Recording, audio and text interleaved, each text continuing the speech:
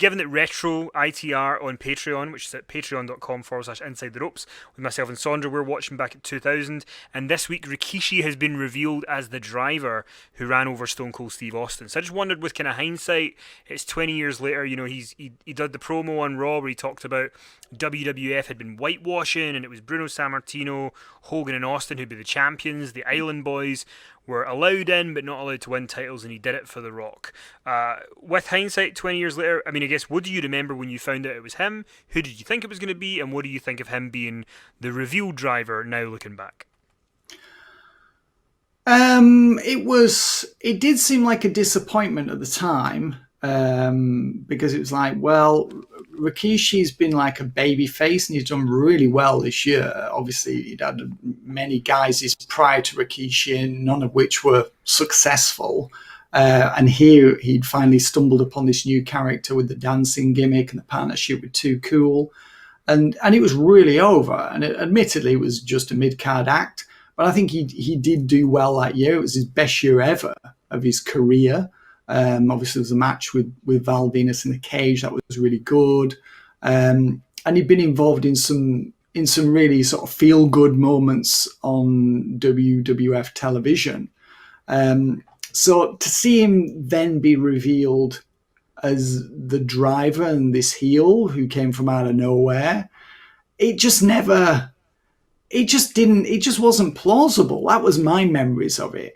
It just seemed like it was like artificial and contrived and manufactured, and obviously pro wrestling is all of these things. But as we're watching it, we don't want to think that. We want to think that, yes, this makes sense and this is a natural flow or turn or sequence of events, and it's believable. And also the idea of Rikishi facing Steve Austin was not really appealing to me, and I think to many other people, because who really believed that Rikishi was going to defeat Steve Austin? No one believed that. It's like, okay, he'd had the good run that year, but he'd only ever been a mid-level player, so he clearly was never going to defeat Steve Austin, and there was a high possibility that he would have just been completely destroyed by him. So I was not enamored at all. I remember just feeling really let down by it. The good news was that wasn't the end of the story. As you know, Kenny, was it? As I know, and there is more to it. But I guess the thing I wanted to ask you, and it's easy for us to sit with hindsight and sort of ask this question, but is there an obvious choice of who it should have been? Because in 1999 we had the higher power angle, which made no sense that it was Vince McMahon. And now we've got Rikishi as the driver. In The Observer, it was noted that a couple of the ideas were Billy Gunn initially, and the Big Show was one of the options. Is there someone that you think should have been the driver instead that they just didn't go with? I don't think so, really.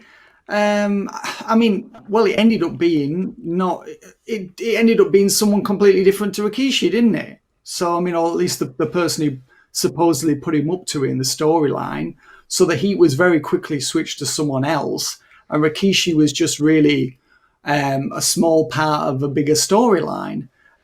So, in a way, I suppose if you look back in hindsight and you look at the big picture, it wasn't that important. It wasn't that much disappointing. Talking strict time when it was revealed, it was like, why has this happened?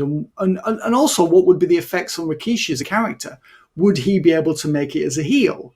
And the simple answer was that no, he really wasn't going to make it as a heel. So that was the other drawback to it, is that you've got a character who had done very well and was an entertaining sort of mid-level player, and you were potentially scuppering all that for this little transitional heel period before they then revealed who was the real mastermind behind the attack.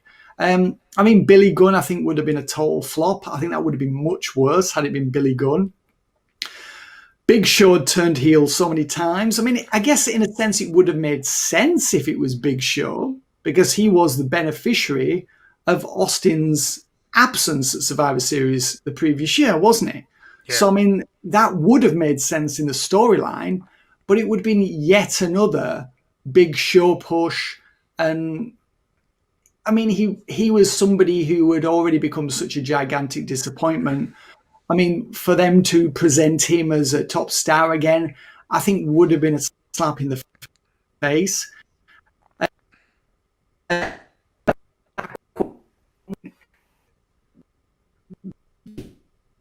incident took place in 1999. Reveal took place in October of 2000, right? Been right. Yeah. October 2000. Yeah. So they had nearly 11 months to choose somebody who this could be, who was going to benefit from it. And I think this really illustrated the decline in the quality of booking in the company. And we would see a lot of that over the next few years in WWF, that they didn't have somebody prepared for this spot, because this really could have been a career-making spot for a rising star if they pushed into the limit and then been part of a bigger story. Obviously, Austin would have won, but they couldn't. I think they could have gained some interaction with. If you look, they had 11 months to get someone ready, and at the time, it just felt like it came from out of nowhere. It hadn't really very well thought through, and Rikishi was somebody who got the spot because no one else was available. So that was another, I think, reason why it was a disappointment, because this wasn't something that was just thrust upon WWF and they didn't know was going to happen. They had all this time to prepare, and they really didn't. I can't exactly remember what Rikishi did after this. I remember his performance in the Hell in a Cell match at Armageddon that year, but I can't really remember anything that he did after that was really memorable. And I think that there really conveys how little of benefit this was to Rikishi's career in the long term. So I think that really sums up why I was so disappointed by it. And I think those fears were well founded, that this was something that was not going to be beneficial to Rikishi or WWF for that matter in the long term. What did you think of it at the time, Kenny? Yeah, I remember feeling really disappointed by it. I think I expected it to be somebody bigger. I think the Big Show would have made sense, even if it's not the most exciting pick. But I think Rikishi never recovered from it. Because he went babyface again, I think in May 2001, and it was just never the same. So yeah, I think with the higher power disappointment in '99, and then the driver disappointment in 2000, and then 2001 invasion, I feel like there was just this, one after another big things that didn't quite hit, and I think that's kind of, you can see that people eventually kind of lost interest in what was going on. But if you think of the time of October 2000, WWF still had so much goodwill with its audience that it could get away with this. Fast forward to sort of early 2002 or even late 2001, and that goodwill, a lot of it had dried up due to occurrences like this, where they failed to deliver on a big storyline. So I think, I don't think the damage was really that noticeable immediately afterwards, was not really that noticeable. But I think long term it did have a cumulative effect on fan, faith and goodwill and interest and confidence in WWF getting these things right. And I think this was something that really chipped away at the armor of WWF's reputation as being unassailable and as being like number one. And in many ways, obviously they did do wrong, but because they were so popular still, the mood at the time among many of the fans was that they could almost do no wrong. And that would change, sadly, over the next year to 18 months.